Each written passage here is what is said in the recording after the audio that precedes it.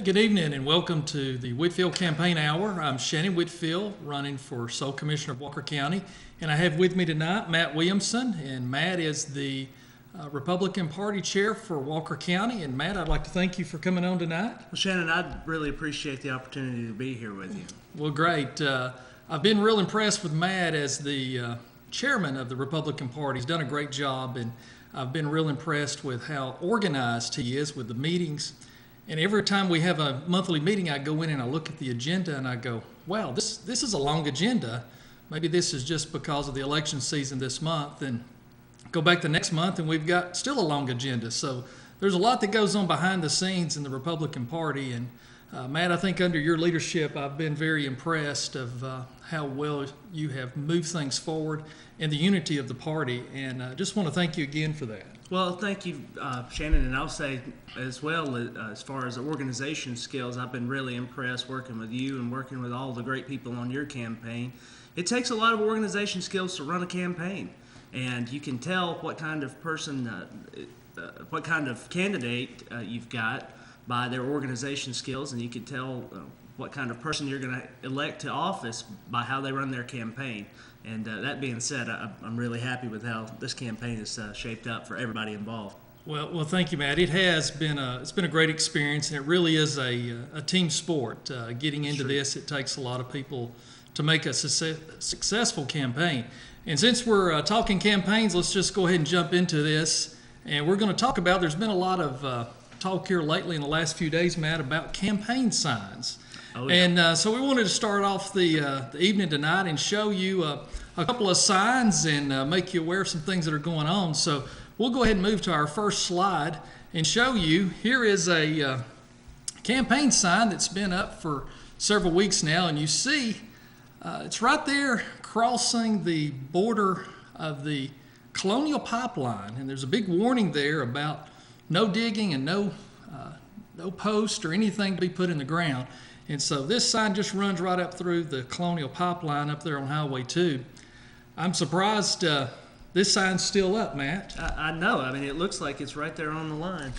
Yeah, I tell you, I was just very surprised when I seen this, and with all of the issues going on with the Colonial Pipeline and some of the tragedies that they've had down in Alabama, I would think everybody would be super aware of what's going on and to stay away from these pipelines. But I guess experience matters sometimes, so I guess they knew exactly where to put that sign to avoid puncturing any pipeline. I would hope so. Now, what is this, the same pipeline that was punctured back when we had the shortage? Yes, it definitely is. This is the pipeline that runs up through Alabama and runs up into Chattanooga. So this is the Colonial Pipeline. So you see the 800 number there, and so hopefully tomorrow maybe we can reach out to them and say, hey, you got one you may want to check out. Well, you know, the thing about these signs is that I've heard a lot of complaints about people stealing signs, people stealing Donald Trump signs all around the county. And this kind of controversy, that, you know, it pops up in every campaign. But I think it's important whenever any candidate puts a sign out that they avoid this situation like this where you could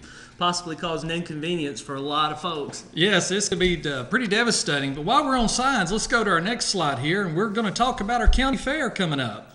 As you see here, the commissioner is really tying the county fair to her campaign, and we made a request back a few days ago to be a part of the county fair. We wanted to go down and set up a booth and greet people and talk to people about the issues of Walker County. And we were told that there would not be any political material at the fair this year.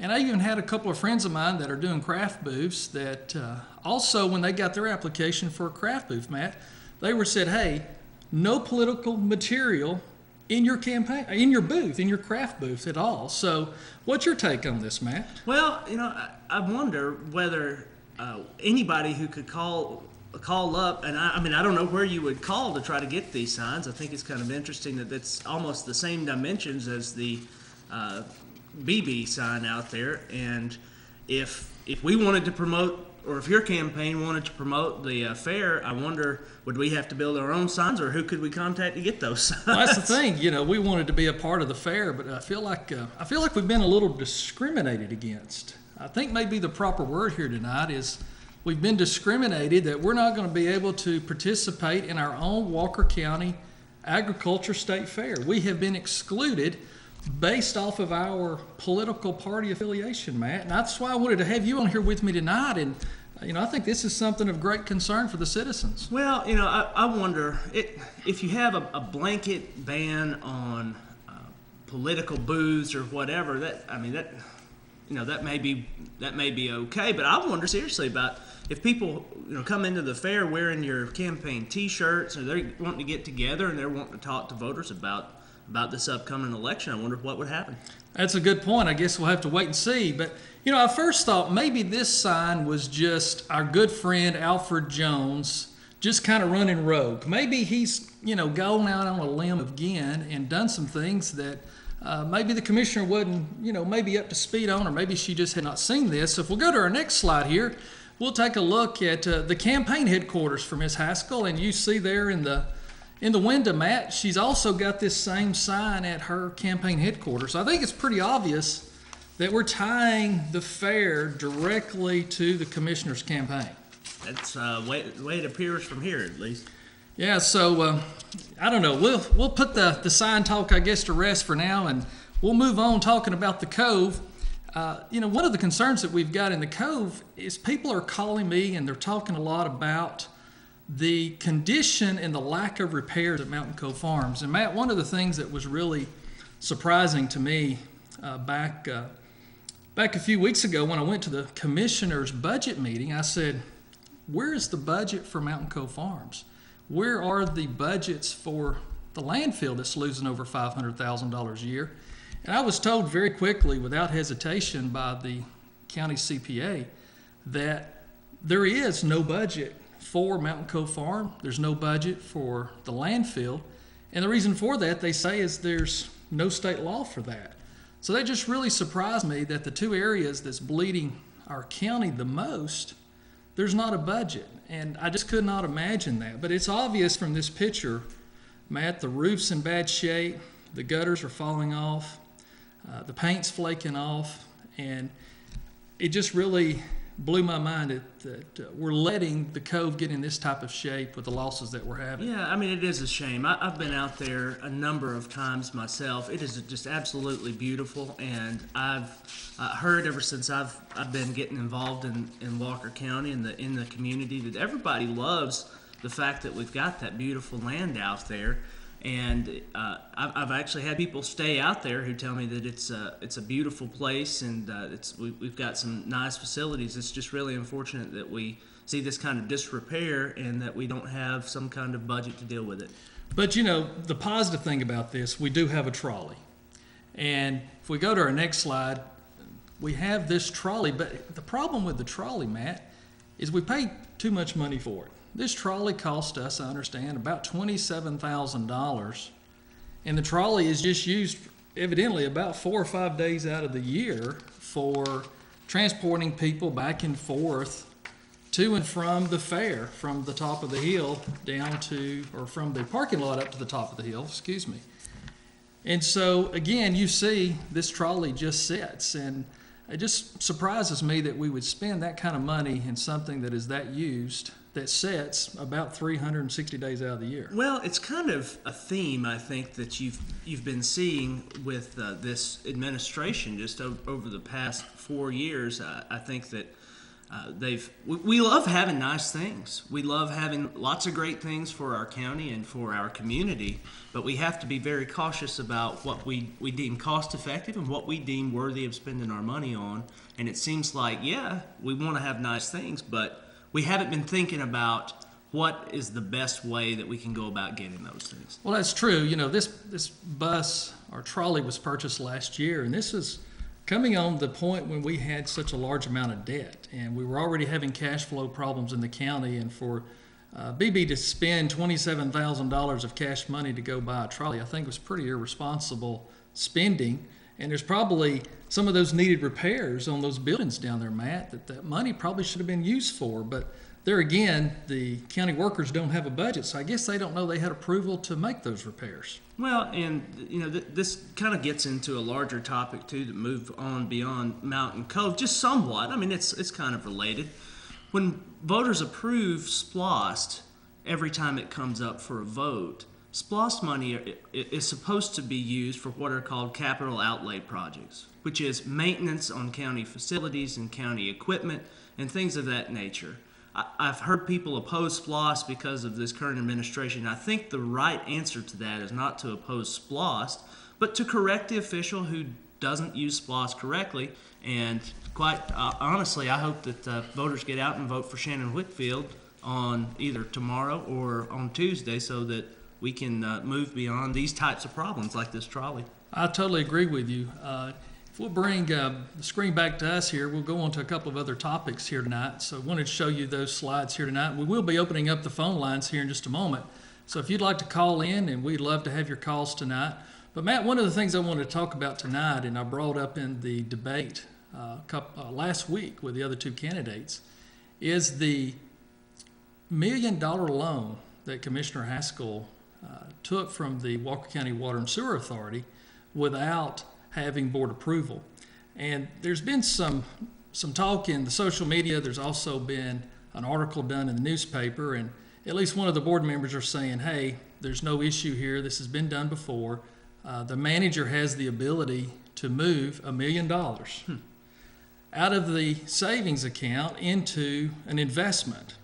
And it just really was kind of comical, really, that if you're going to make an investment in something, you want to make sure it's a solvent investment. You want to make sure that where you're investing that money, that you're going to get that money back. And so our county being in such a financial strap for cash and cash flow, I was surprised that they would look at that as a good investment. And it was really alarming that the other board members had to find out about it weeks later.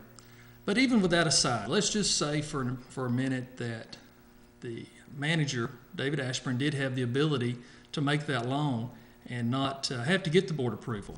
And so by doing that, the question comes up of, well, what happened on the commissioner's side? When the commissioner has her meeting each week, as she's supposed to have, why has this not been brought up in her meeting? And it should have been put on her agenda. It should have been brought up in the public part of the meeting. They now say there's a promissory note, and that promissory note should have been signed in public. And also, it should be recorded in the minutes. So you're also an attorney.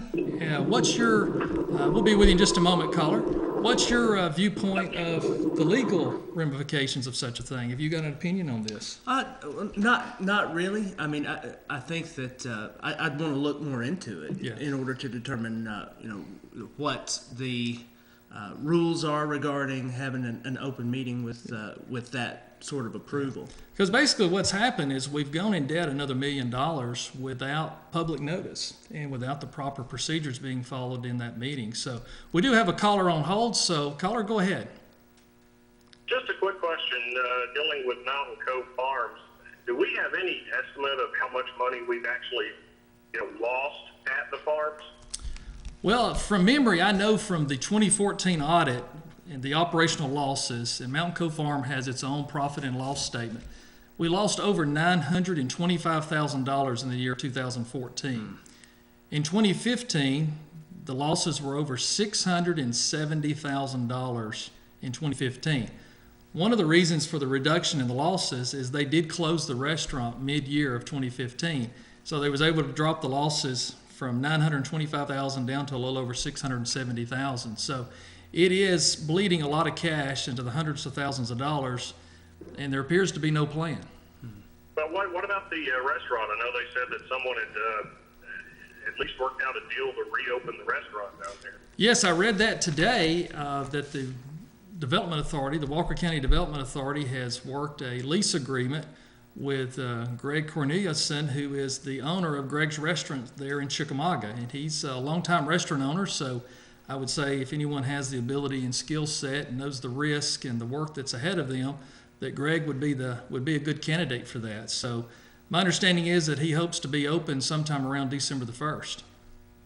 And again, I guess this gets back to, you had to read this in the paper or in the news that, someone's done a deal to open the restaurant back up. It seems like you'd be wanting to have the public involved in that.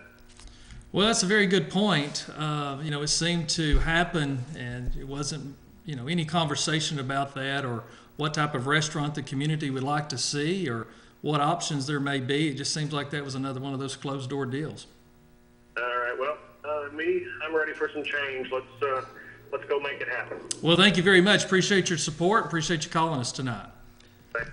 On that topic too, Shannon, with regard to just things popping up in the newspaper without notice or without a lot of public discussion, I seem to recall earlier in this campaign you're bringing up an issue with regard to the landfill, and then next thing we knew, there was an advertisement in the Messenger that the landfill was up for sale, and I don't think that that would have become an issue had you not brought it up during the campaign. Yeah, I think you're exactly right, Matt. Landfill's been losing over $500,000 a year for the last 15 years, and I don't think anybody realized that was going on. I don't think that's been a campaign topic in the past, and so when I got the last 15 years worth of audits and started going through those and putting that operation on a spreadsheet and seeing every single year how consistent the losses were, and nothing was really being done about it, and so there was a lot of political pressure put on the commissioner to do something about it, and her answer was to try to sell it, put it up for sale, and see what happened. I think you have another caller here. You go ahead, caller. Shannon, thanks for taking my call. Sure, appreciate you I calling. want to talk to you about the water company and the loaning of the money. Can you tell me why you think it's been so secretive? Well, in my opinion, I felt like that we've put a lot of pressure and publicity in this campaign about the amount of debt that Walker County government is in. And our debt load currently is over $80 million, and we've been able to document that time after time. And so getting this close to the election time and the commissioner running that much short of cash to be able to pay the utilities and to buy gas for the transit system and also to make payroll, she didn't want that $1 million out in the public eye, and so she's not put this in any of her public meetings. She knows I've been attending all of those meetings, and the local newspaper and radio attends those meetings. So if she would have brought that up the proper way in the meeting, then it would have been out in the public view, and I believe that would have caused her some collateral damage. But it's one of those things where sometimes the cover-up is worse than the crime, and I think that's what's happened to BB in this case, is that she tried to cover this up and hide it, and so the cover-up's a lot worse than the crime was. I agree. Anytime you try to hide something, it looks like you're being deceptive. That's right. And I think you answered my question, but I was wanting to know what you thought they had to borrow $1 million for. I think you said maybe to make payroll. Is that right? Right. Just the day-to-day operational expenses, and I've had a couple of vendors even call me today and was telling me that they're waiting on their money from the county currently. So even with that $1 million loan and also with some of the tax revenue coming in, they're still running very tight on money, and they were told that the county's still paying just those essential items that they need to keep the basic operations of the county going, being the utilities and the fuel and the gasoline and the payroll, and hopefully they're paying into the pension fund and the medical insurance and things like that, so we don't end up in a situation like we've seen at Hutchinson, where there's payroll taxes being deducted and insurance premiums being deducted from the paychecks, and they're not getting made to the proper vendor, so they have those coverages. So I hope they're having enough cash flow to be able to cover those tax liabilities. I hope so too. We're looking forward to getting you in office. Well, thank you so much. Appreciate your support. Okay, Matt, I believe we've got another caller here. Go ahead, caller. Yes, I'm just wondering why our county has to pay 6% interest to the water company when the other counties around us only borrow for 2%. That's a very good question. And I know that David Ashburn, the manager of the Water Authority, said that this was a great deal because Walker County Water and Sewer was going to make a 5% interest rate off this loan. And that sounds like a very good rate, and as you've pointed out, it's not, because other counties around us, Catoosa County being one, they recently did a loan, a short-term TAN as well, through First Tennessee Bank, and to my understanding, Matt, they got that for 2%. So that's an incredible rate, and I know in Chattooga County they're able to borrow money around 2.2%. And I talked to a gentleman just a few weeks ago down in Whitfield County. He said that they borrowed some money through their local bank at 0.97%. So that's less than 1% that they were able to borrow that money for. So really, again, it's basically a loan shark, and that's what I consider a TAN is. It's really payday lending.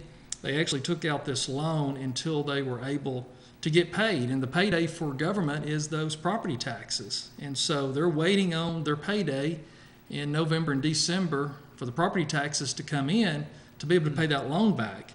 And just another point to drive that high interest rate home is the TAN that they got back in June, Matt, was at 4.25. So, and I thought that was a very high rate that they were able to go to Atlanta and get 4.25% interest rate.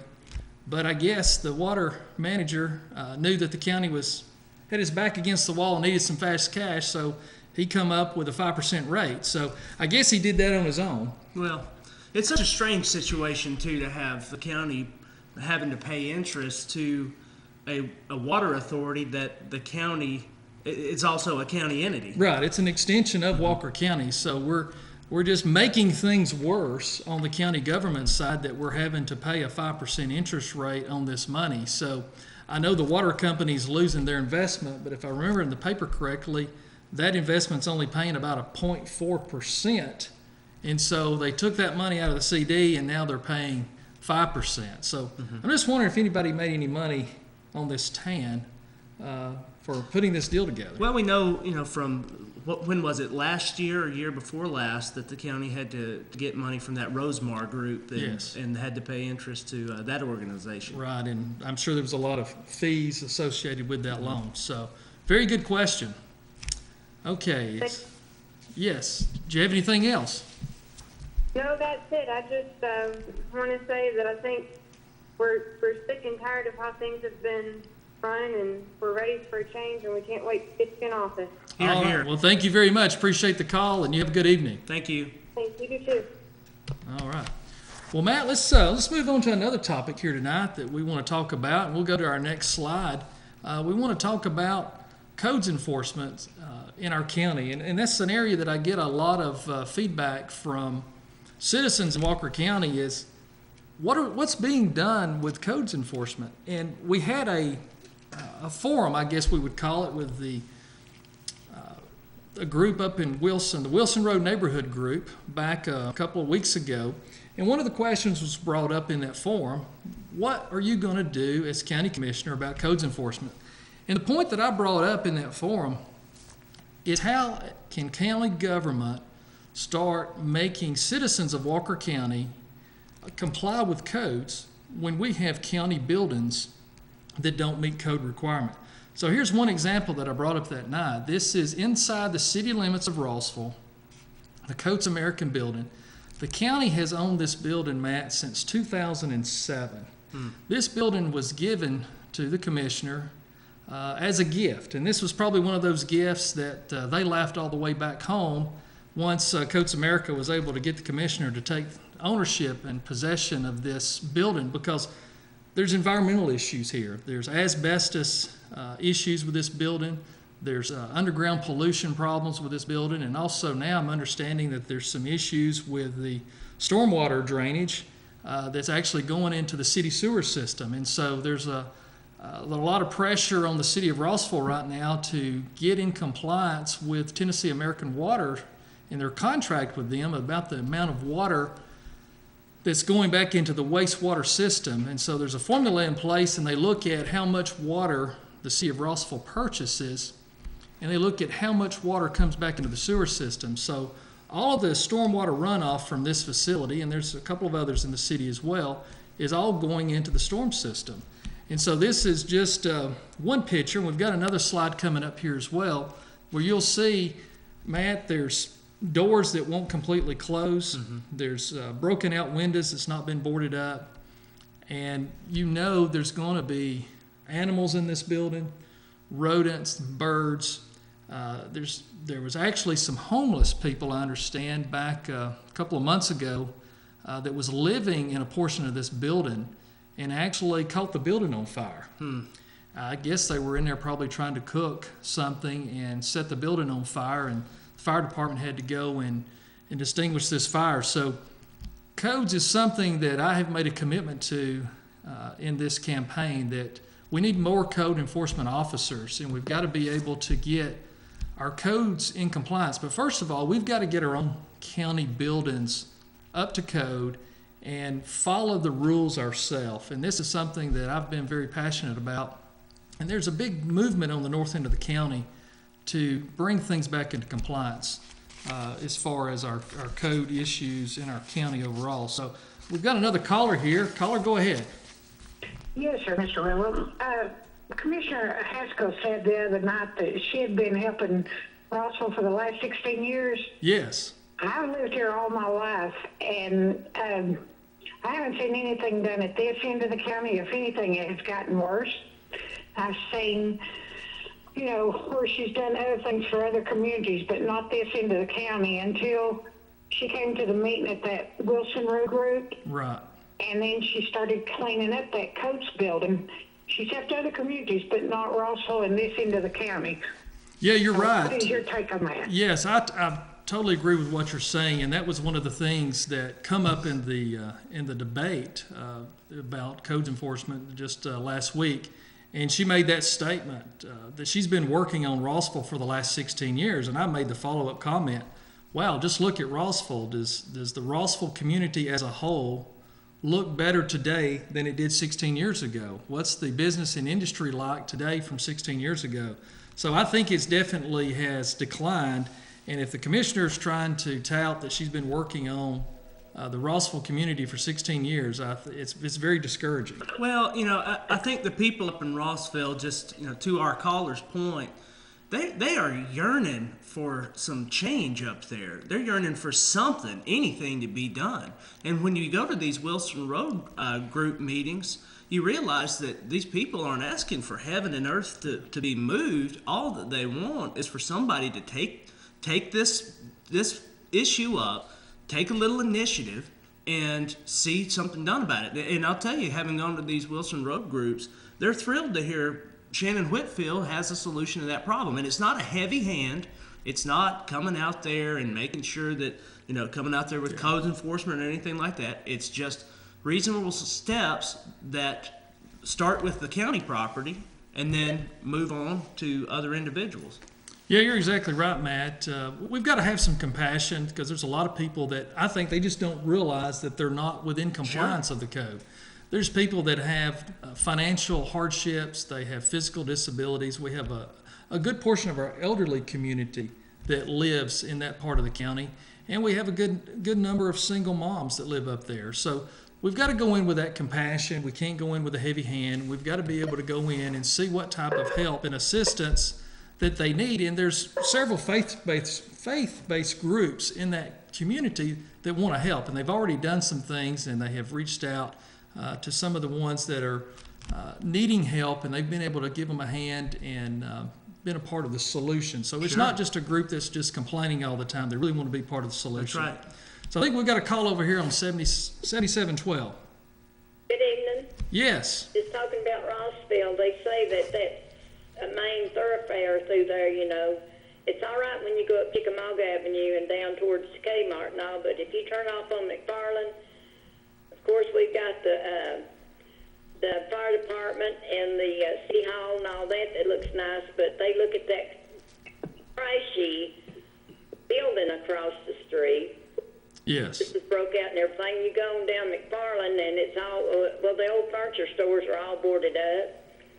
And I'm glad you're going to take a step in helping Rossville get straight, because riding down through McFarland Avenue to 2A is sad. Yeah, it really is. And that's the thing. Nobody is stopping in Rossville to eat or anything else. I mean, what would you look at? Yeah, you're exactly right. And that's one of the things that was brought up in that forum that we had back about 3 weeks ago at the church up there, is I see that there is a lot of hope for the Rossville area. There's a lot of potential for Rossville.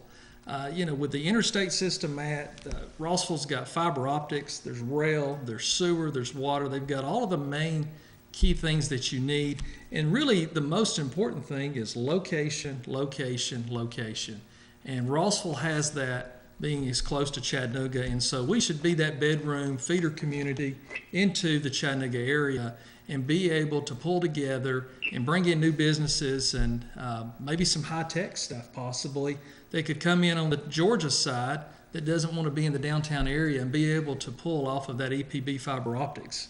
So I think there's a lot of potential there. And I made the point back at that event, look at HGTV. They can take some real ugly places and really turn them around. And so I see a lot of hope, and there's a lot of potential there. And I think the citizens are ready for change. Okay, we'll jump over here, Matt, to, I guess this is 7646. Go ahead. Hey, Shannon, this is Wes Coffey. Let me fill you in on some about Rossville. But first, let's talk about that Colonial pipeline. That pipeline's buried at the minimum of 4 feet deep, which means that that little stick wouldn't even remotely get close to it. Now, even if you could drive something 4 feet by hand, those pipes are too thick to even be broken by anything you drive by hand. You'd have to have a big piece of equipment. So that's deceptive in itself to even point that out. So I guess maybe they should put a sign up that you can dig over the pipeline as long as you're not digging over 2 feet. Is that what you're saying? Well, I think that you should just be straightforward with the people and not put something so deceptive up. I mean, I guess it's your style. Your style is to be deceptive to the public and try to scare everybody. That's fine. I guess everybody has their style. Well, Matt, that's one of the funny things is that those signs are there for a reason, and they don't want people sticking anything in the ground of any kind over those pipelines because they may have to get in there and do work. It's maybe not necessarily that they're going to puncture the pipeline. It's the fact that they may have to get in there and do work. They have to mow those areas to keep them clear. And so there's just a lot of issues with that. Well, I mean, it's the same idea behind a burn ban. Just because you burn something doesn't mean you're going to start a forest fire, but a ban's a ban. That's right. And if you can't dig, you're not supposed to dig. Yeah. I think we've got another caller over here. Okay. Go ahead. 7712. How you doing, Mr. Whitfield? Doing great. Appreciate you calling. Hey, appreciate you taking our calls. Hey, let me ask you a question here. I live over in Fairview area. Yes. And I don't know if you've been over this way or what. Just one moment, please. Shannon Whitfield. Just one moment. But Okay. my big question to you is, how are you going to make Fairview come back to Fairview like it always has been? I mean, they don't take care of our roads over here. They're awful. Well, you're right, and the roads are in very much disrepair. I rode around a lot in the Rossville, Fairview area this past Saturday, and there's just so much that needs to be done, and it's going to take some time to do it. And it's going to take the citizens wanting to see change, and the people are going to have to come together and help each other. So we can lead the charge and be a part of the solution, but people are going to have to take the initiative to jump in and say, we want to make our community better. Because from a business perspective, you're not going to see businesses that's coming into a market area that's starting to look like a third world country. And so we've got to clean up before we can try to attract new businesses and people to want to move in. And it's really going to drive the property values because everybody's property value is going to decline if we don't get these areas cleaned up. And so when people start trying to sell their houses, they realize that they're underwater or they're not worth what they were when they paid for them, even if they've got them paid off. So we definitely are going to have to all pull together. And I think the Wilson Road Neighborhood Group, which is reaching out to all of the north end of the county, I think is just a great organization to work with, Matt, and just a group that's just really on fire about making change. Absolutely. And like I said earlier, I've had some experience with this down in Lafayette. It doesn't take a lot to try to set the momentum in the right direction. I mean, once you get one or two things on the move, people start to pick up on your momentum, and then things start going in the right direction. And then at that point, you're glad that things are trending for the better rather than trending for the worse. Right, exactly. Right. Well, here's the biggest thing too that I mean, you've got my vote, Mr. Whitfield. Thank you. Don't get me wrong. It's time for BB out. It's out.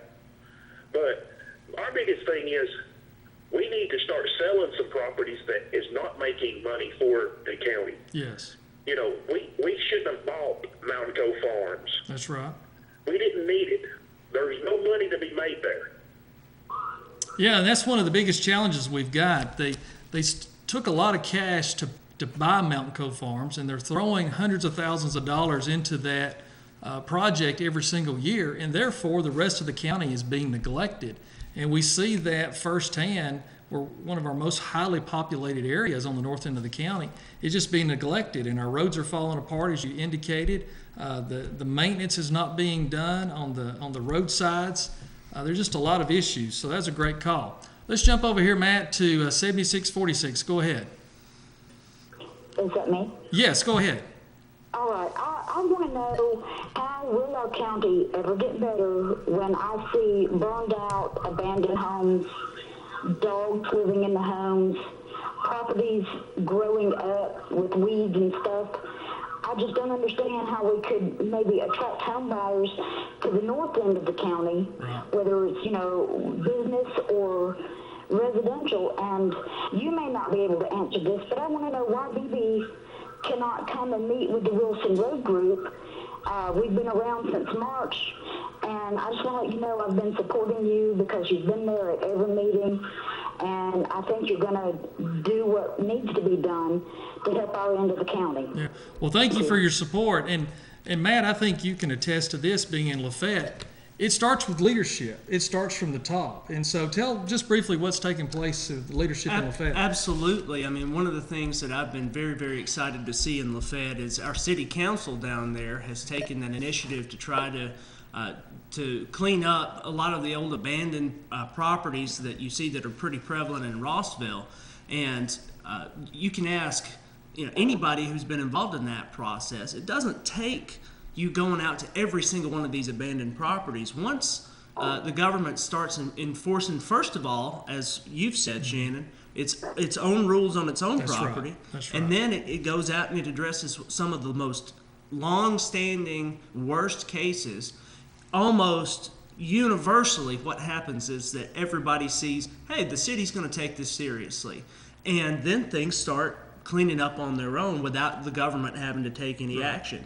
And I'm very, very glad to hear that that's going to be your approach. It's definitely got to start from the top. It's definitely a leadership issue. And two, we've only got really one code enforcement officer, and that officer does a great job. He gets out there and works hard every day.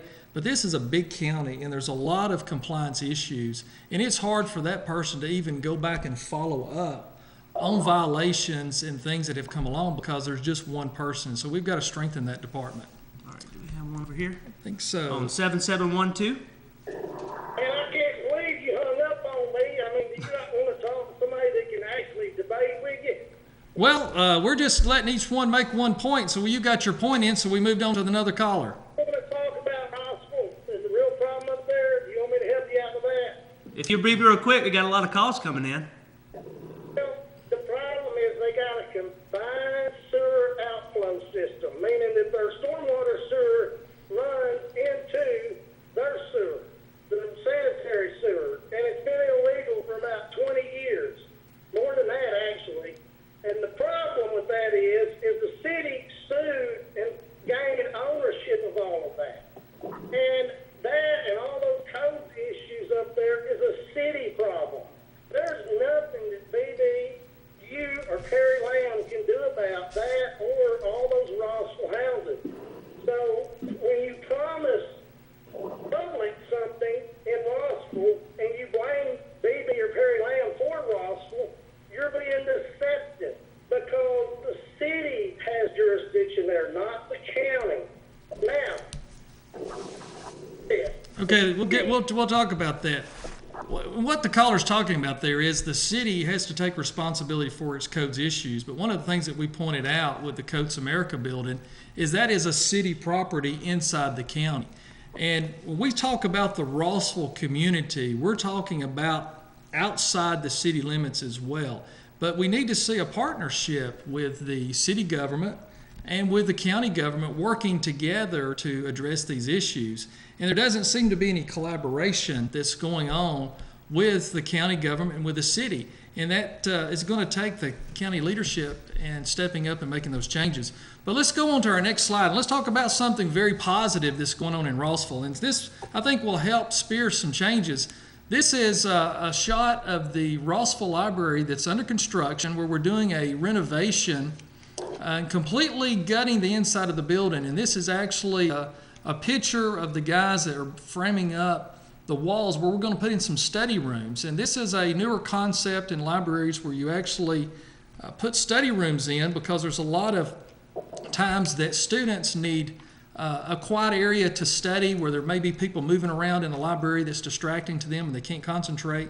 And also, Matt, there's times where maybe they need some tutoring, and maybe there's not a good situation or a good place for them to meet at school or into the home.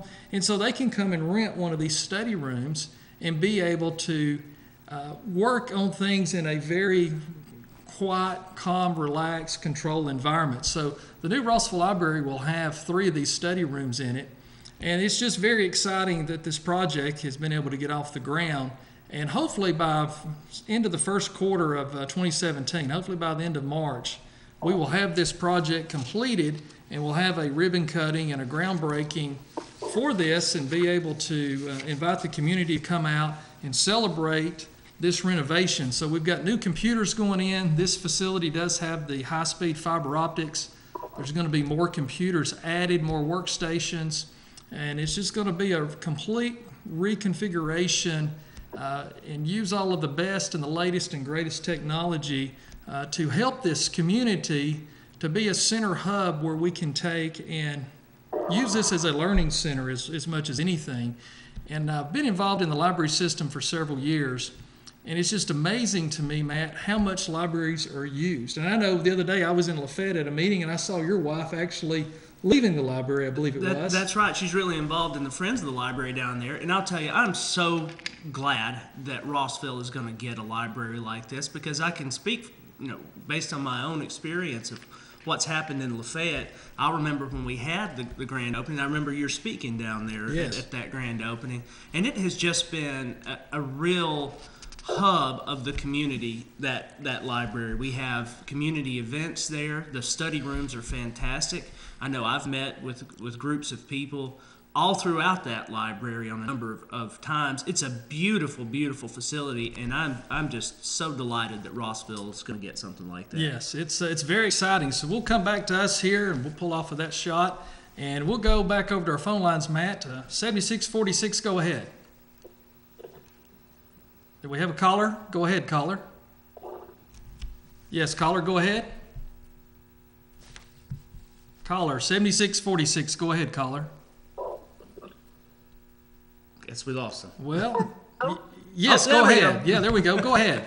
Yeah, sorry, I had a bad connection here. Yes, I'd just like to call in, Matt. I've lived in Rossville all of my life, and I'm excited to see what Rossville can do. And I'm a part of that Walker County group that's helping to try to see things get done. And it is a positive group. I know we've had some negative feed, but it is a positive group. We want only positive stuff coming in. Right. But I want to thank Shannon Whitfield he's been at every meeting. We've invited, Bebe there, but she's chose not to come. But all we want to do is see Rossville, the county and the city work together, and let's keep things done one step at a time. But I do want to thank Shannon for allowing his time to come and talk with us and just hear what we were interested in. Yeah, thank you for calling. And I tell you, I've really enjoyed those meetings, and I've made some good friends there. It's been very informative. And again, it's another one of those groups, Matt, that's very, very organized. Mm-hmm. They have an agenda. They tell people, hey, our meeting is going to start at this time, and we're going to end at this time.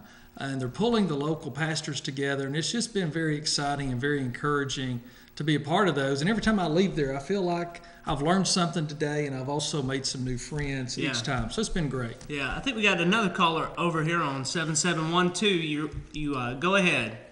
Hey, Shannon, this is Teddy Harris. Yes.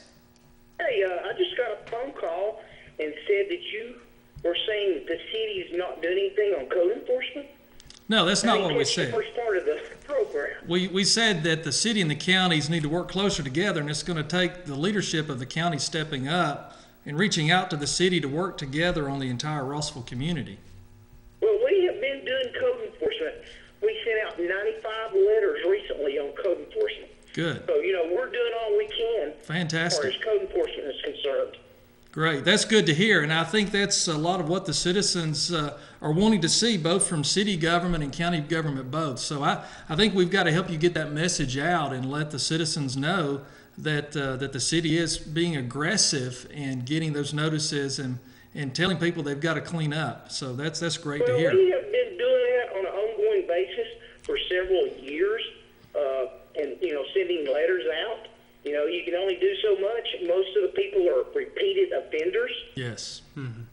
Yeah, we do see that in the county as well, and that's some of the concerns that the Wilson Road Neighborhood Group is seeing with some of the projects that they've worked on is as they go in and help a situation and they look back around a couple of weeks later and they're already starting to see that person, slip back into their own habits. So, but there's definitely an outcry in the whole north end of the county where people are seeing their property values deteriorate and they're wanting to see results. And it's going to take a collaborative joint effort, and it's going to take more boots on the ground at the county to move that needle to start getting those results. So it's a big project. And I think too, Mayor Harris, that it's not just government that needs to be involved in this sort of effort, that community and faith-based organizations are vital when it comes to helping people out with this. Yeah, absolutely.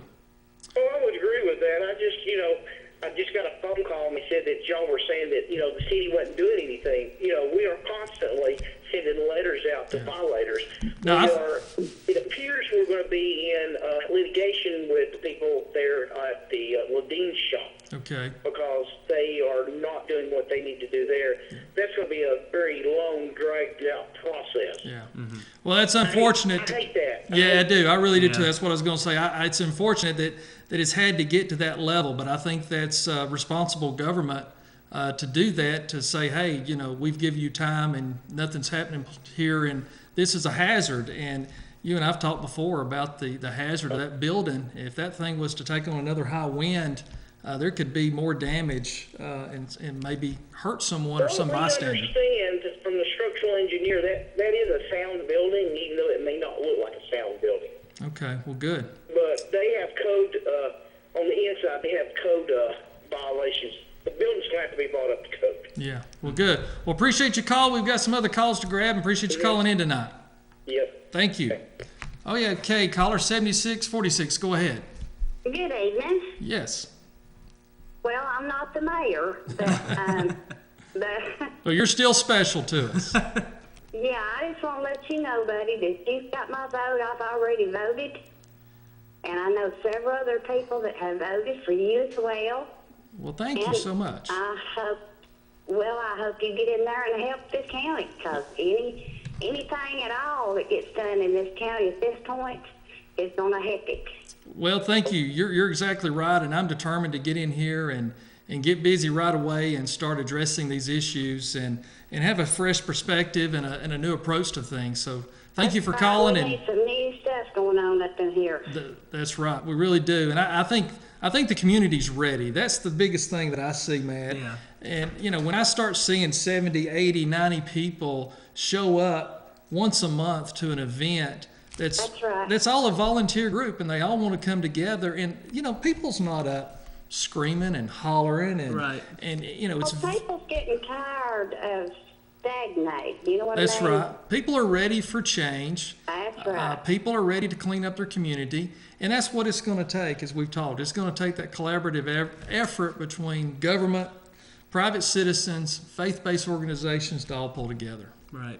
Well, we're all excited for you, and we'll be looking forward to you being our next commissioner. Well, thank you so much. We're going to jump to our next topic, Matt, because we're going to run out of time. This hour has gone by extremely fast. Right. So we've only got just a few more minutes. So we'll jump over into our next topic, and we'll go to our next slide.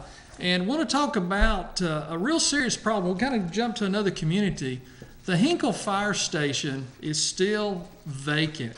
And you've got an article there, Matt. I want you to read that before we get into this too deep. Yeah, sure thing. We've got this is from the Chattanoogan, and it's from July 13th, 2016. It says, a new fire hall at Hinkle on Lookout Mountain still stands empty, but Walker County Commissioner B.B. Heiskell said it will soon be getting valuable use. She said it is designed both to replace an inadequate fire hall as well as serve as a community meeting place and shelter in time of storms. Commissioner Heiskell said she was recently asked why the new facility is still empty, and she called Randy Camp, County EMS Director. She said he told her, quote, "They just haven't got around to it yet," close quote. She said some additional funds are needed to complete the interior of the community section at the new building on Lula Lake Road. She said a grant is being sought for that. Commissioner Heiskell said such a facility was badly needed when a devastating tornado struck Hinkle in 2011. There were no deaths or serious injuries, but there was substantial property damage. She said people's roofs were torn off and they had no place to go. It was a sad situation. Now there will be a center for them to gather. Close quote. You know, I've spent some time up on Lookout Mountain and in the Hinkle community, and this area has really been neglected. They really are upset that this has not been completed. This project was one of the SPLOSH projects. There was $250,000 on the SPLOSH referendum that was allocated for this facility. They went way over budget. There was over $1 million spent on this project. And as you can see, this is a beautiful facility on the outside. The parking's done, the curbing's done. You know, the outside of the building from all aspects of it has been completed. The problem here is that this building is just a complete open shell. They were supposed to have gone in there and petitioned out walls and community space and restrooms and probably a kitchen area, and it's just a complete open shell. And so nothing has taken place. And when we read this article back in July, it was very alarming that it said that when the commissioner reached out recently to Chief Camp, the EMS emergency management person that's in charge of this, and said, "We just haven't got around to it yet." Well, folks, it's November and they still haven't got around to it, but I don't hold Chief Camp really responsible for that because he's got a building that's not ready to be moved into. And here again is just another example of a project that's gone south. Obviously, they didn't have a budget. They didn't have a plan. Who was really in charge of this project? They'd gone over $750,000 over budget. And we're getting into that season where we could have another tornado, Matt. And there's nothing ready here for the citizens to come in and use this as a shelter. So this is an area that we've got to figure out. And I know that the commissioner stated that they're trying to get a grant for this, but there's just a real concern here. So we'll bring the screen back to us and we'll take this next caller here. Go ahead, caller, 7746. Shannon? Yes. I've been unsuccessful in finding a phone number where I could reach you. Do you have a number that I can reach you? Yes, be happy to. My cell number is 423-619-1912. Okay, 423-619-1912. That's it. Just call me anytime, and we'll be done here in about 5 minutes. If you want to give me a call this evening, I'd love to talk to you. Okay. All right, thank you. Thank you. Shannon, I know that our time's running out here, I see, Yes. and if I may, I'd like to say one more thing before Sure. you take us up to the end of the hour. Just in my experience, both as a Walker County chairman and as a citizen of this county, as we've alluded to earlier tonight, I think people are just simply ready for change. And quite frankly, they're tired of all the mudslinging and they're tired of all the negativity, both during the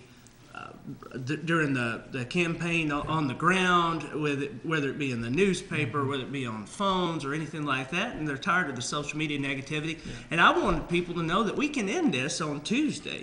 We got to have people come out and vote for Shannon Whitfield, or else we're going to be in a runoff and we're going to have to take it through December 6th. So I want you, all of you out there, all of you loyal Republicans, take it from your chairman, go out and vote for Mr. Whitfield. Yeah, thank you, Matt. You're exactly right. It's time to bring the community together, and that's one of the unfortunate parts about an election. It seems to drive some division in the community because everybody's pointing out the problems and no one really wants to work together. But that's one of my goals is after this election is over, to be the new commissioner, to take the lead of this county and bring people together. We've got a lot of great people in this county. We've got a lot of people that have very strong viewpoints that differ from each other. But let's work together on the things that we can agree on.